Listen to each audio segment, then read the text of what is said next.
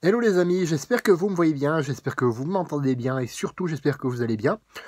Aujourd'hui, on va parler de mission de vie, encore une fois, effectivement, et je vais répondre à certaines objections qui sont faites par rapport à la mission de vie, notamment celle-ci. Oh, la mission de vie, c'est de la connerie.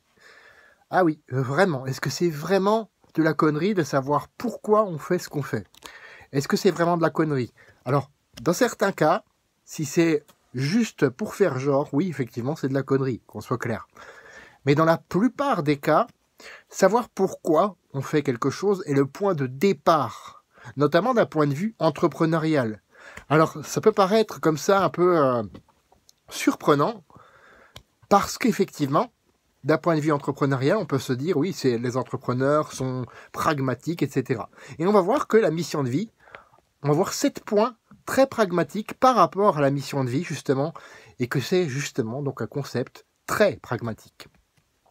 Le premier point, détermine ta cible principale.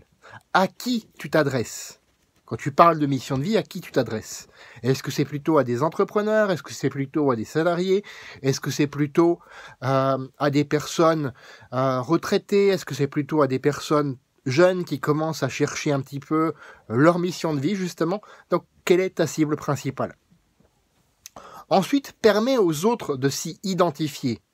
Permets à ces personnes de s'identifier et de se dire, tiens, lui, il sait ce que je pense. Il lit carrément dans mes pensées, il sait exactement quelles sont mes problématiques. Et justement, c'est le troisième point, réponds à de vraies problématiques. Ensuite, engendre des prises de conscience. N'aie pas peur de prendre position pour ça. Beaucoup de gens me disent, ouais, mais il ne faut pas prendre position sur tel ou tel sujet, c'est pas bien. Pourquoi donc?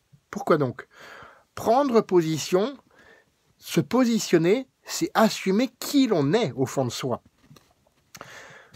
Ensuite, tu vas pouvoir créer ta ligne de conduite grâce à ça. Donc ça, c'est le 5e point. Crée ta ligne de conduite.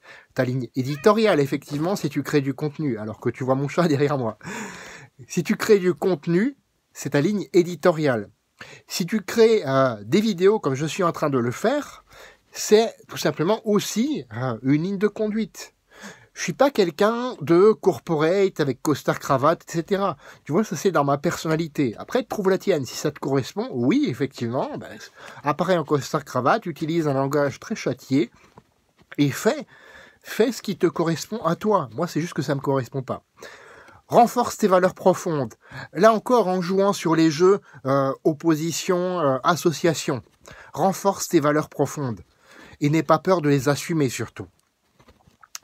Bien entendu, ces 6 points, ça se rapporte au dernier aussi, qui peut te permettre d'en changer. Et oui, tu peux changer de mission de vie, tu peux te dire, tiens, effectivement, je me rendais compte que ça, c'était pour moi pendant un temps, maintenant, ce n'est plus pour moi. Tu as le droit de faire ça, tu as le droit de changer de mission de vie. Donc ces 7 points sont très très importants. Je t'invite à regarder cette vidéo plusieurs fois et à t'en imprégner. Et surtout, fais de ta vie une aventure mémorable qui te ressemble et à personne d'autre. On se retrouve demain pour une autre vidéo. À bientôt.